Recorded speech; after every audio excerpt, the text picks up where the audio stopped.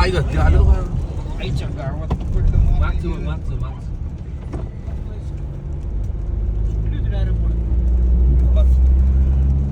आपण चाललोय आता आग्र्यावरनं इंदोरला. हायवे हा नॅशनल हायवे.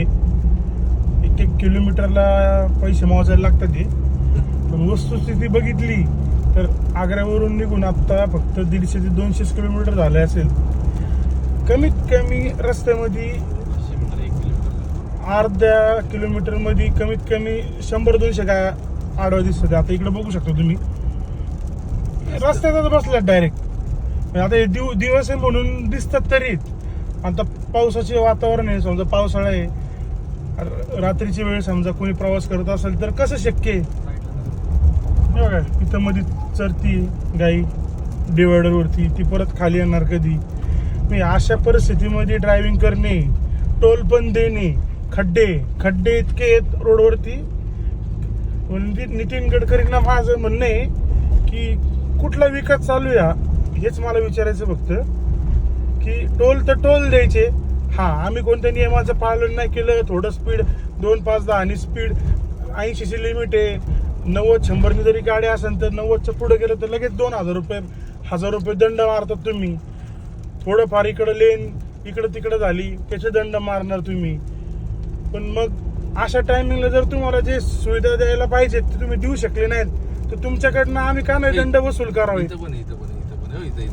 साईडला तुम्ही बघू शकता इकडे गाई, म्हणजे माणसापेक्षा जास्त गाय दिसल्या आम्हाला या रोडवरती.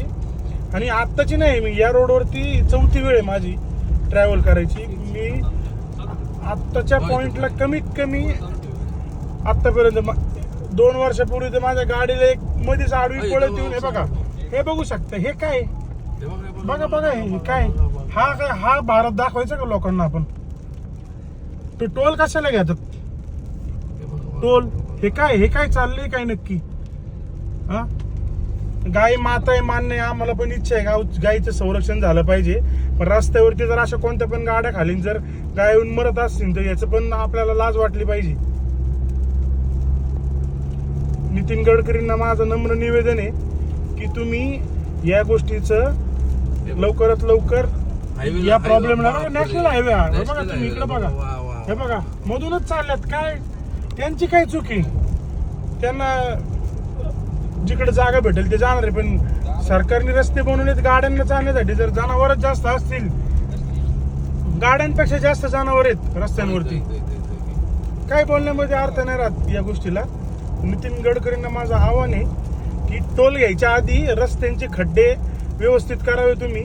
आणि रस्त्यांवरती अशा आडवे तिडवे जर जनावर येत असतील तर टोल सोडा तुम्ही. तुमच्याकडनं सरकारकडनं ना मोबदला भेटला पाहिजे. एक खड्ड्यामागं 500 रुपये जो खड्ड्याचा फोटो काढून त्याला 500 रुपये दिले पाहिजे. कारण कॉन्ट्रॅक्टर पैसे घेतात, आमच्याकडनं टॅक्स घेतात. रोड टॅक्स घेऊन सुद्धा परत जर रोडसाठी आम्हाला जर टोल भरायला लागत असेल तर मग अर्थ काय? एवढे पैसे लूट चालू आहे. मग दुसरं काय शब्द याला? लूटच म्हणायला लागन.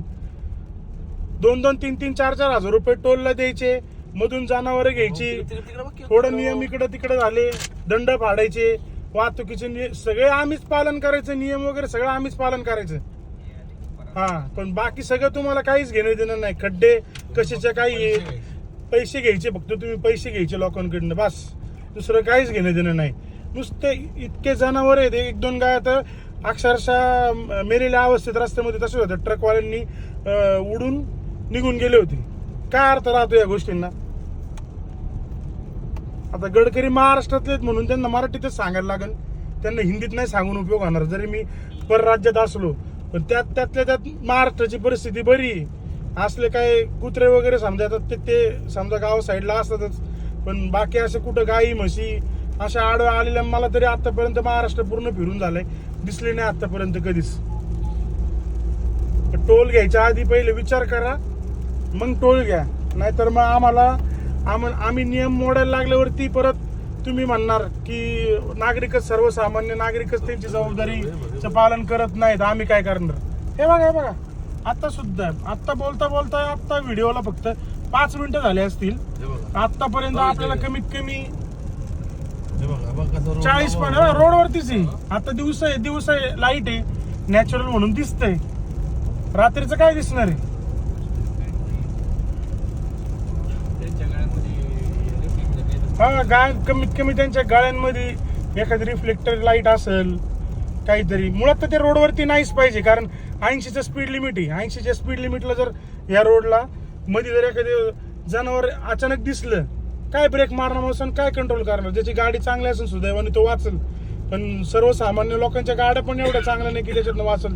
800 किलोचं जनावर जर एखाद्या गाडीला ठोकलं तर त्याची काय अवस्था होऊ शकते मी सांगायची गरज नाही तुम्हाला. हे बघा, हे असं होतंय. गाया आले ना आडव्या, हे असे ट्रकवाले कंट्रोल करायला जातात, पलटी होतात. काय अर्थ राहतो या गोष्टींना? तर माझे नम्र निवेदन आहे नितीन गडकरींना की तुम्ही या गोष्टीची गांभीर्याने दखल घेऊन हा विषय लवकरात लवकर सोडवा. कारण मी 3 वर्षापासून बघतोय, मध्ये कोरोनाच्या काळानंतर लंपी म्हणून एक रोग आला होता जनावरांसाठी. त्या कालावधीत होत्या, मला वाटलं त्या रोगामुळं, प्रादुर्भावामुळं सोडल्या असतील, पण हे तर आता त्या रोग वगैरे जाऊन पण बराच टाइम झाला. पण म्हणजे याचा अर्थ सातत्याने या रोडवरती असे जनावर मोकळे फिरतच असतात. हे बघा, अजूनही बघू शकतो तुम्ही. बघा, हे बघा, मधून आडवी काही माणसं आली ठीक आहे, समजा माणसांना अक्कल असती, पुढं व्हायचं मागं व्हायचं, तर जनावराला काय समजते? त्याला काय दोष देणार आपण? बघा पलीकडचं बघ बाबा हे बघा. बाबा बाबा पूर्ण रस्ता जाम केलेला. काही ठिकाणी तर ही परिस्थिती आहे, अक्षरशः अख्खा पूर्ण रस्ता बंद होतो. हॉर्न वाजवलं तरी जनावर इकडचं तिकडं होत नाही. अवघड परिस्थिती, बिकट परिस्थिती. आणि या राज्याचं सरकार आहे, आता रोड येतोय नॅशनल हायवेच्या अंडर म्हणजे नितीन गडकरी साहेबांच्या, पण या राज्याचे सरकार पण आहे